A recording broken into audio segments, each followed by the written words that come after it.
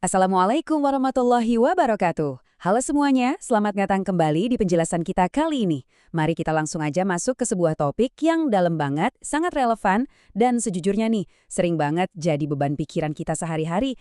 Esensi sejati dari yang namanya keikhlasan waktu kita sedekah.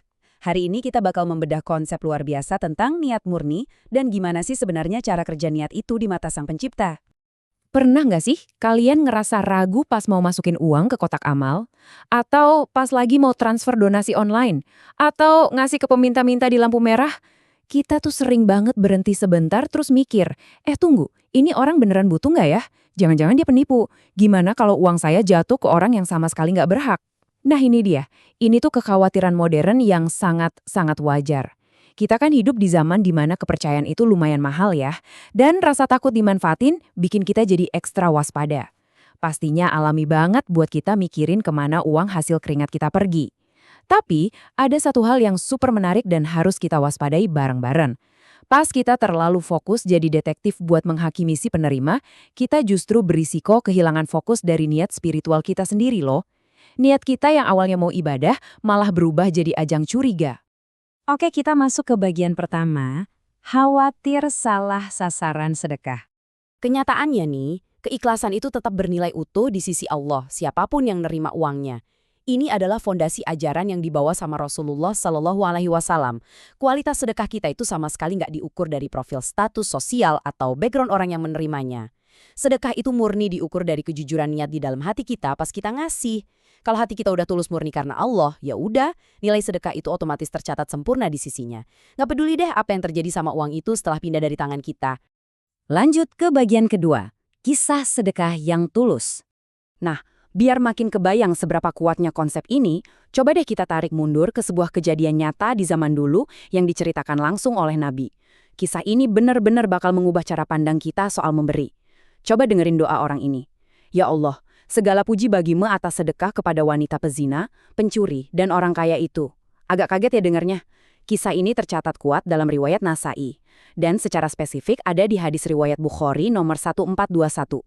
Jadi Rasulullah cerita tentang seseorang yang niatnya keluar malam-malam buat sedekah diam-diam. Tapi tebak apa yang terjadi? Di malam pertama, sedekahnya tanpa sengaja jatuh ke tangan seorang pencuri. Malam kedua, jatuhnya ke wanita pezina. Dan di malam ketiga, sedekahnya malah nyasar ke tangan orang kaya.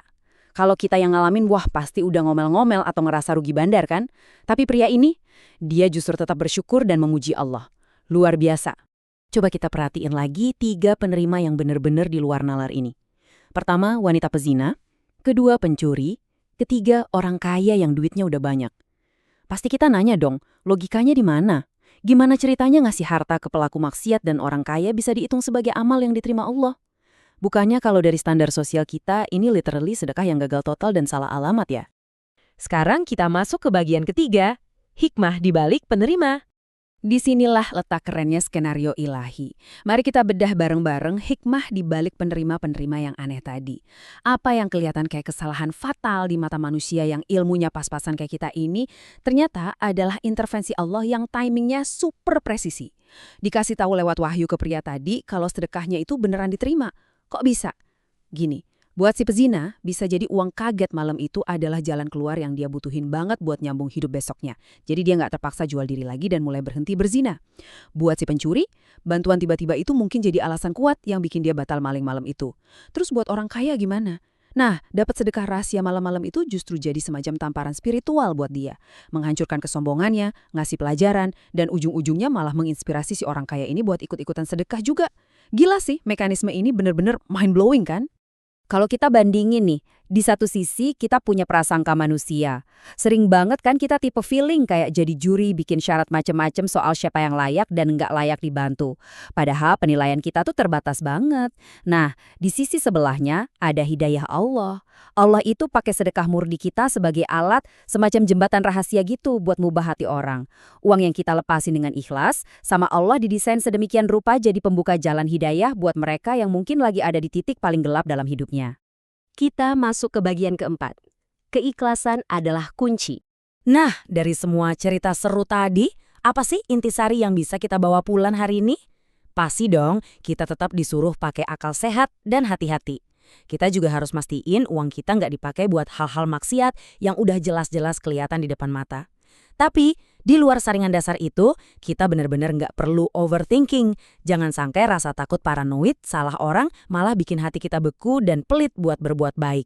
Pegang prinsip ini kuat-kuat. Tugas kita ikhlas, hidayah urusan Allah. Jujur aja, kalimat ini membebaskan banget loh. Tugas dan kendali kalian itu cuma di niat. Lepasin aja harta itu dengan rasa cinta ke Sang Pencipta. Begitu uangnya pindah tangan, lepasin juga semua prasangkanya. Serahin sisanya ke Allah. Karena Dia adalah sebaik-baik pengatur yang bakal mastiin keberkahan mengalir dari setiap rupiah yang kita sedekahkan. Sebagai penutup, saya mau ninggalin satu pertanyaan nih buat kita renungin bareng-bareng. Kira-kira, selama ini kita tuh udah bener-bener ikhlas belum sih pas ngasih? Atau diam-diam kita masih sibuk aja ngehakimin orang yang nerima bantuan kita? Yuk, kita bersihin lagi niat kita, supaya sekecil apapun sedekah yang kita keluarin bisa jadi saksi kuat keikhlasan kita nanti di hadapannya. Allahu a'lam bishawab. Semoga konten ini bermanfaat. Jangan lupa sebarkan kebaikannya dengan tombol share dan dukung kami dengan like dan subscribe. Makasih udah ngabisin waktu bareng saya dan sampai jumpa di penjelasan seru kita berikutnya.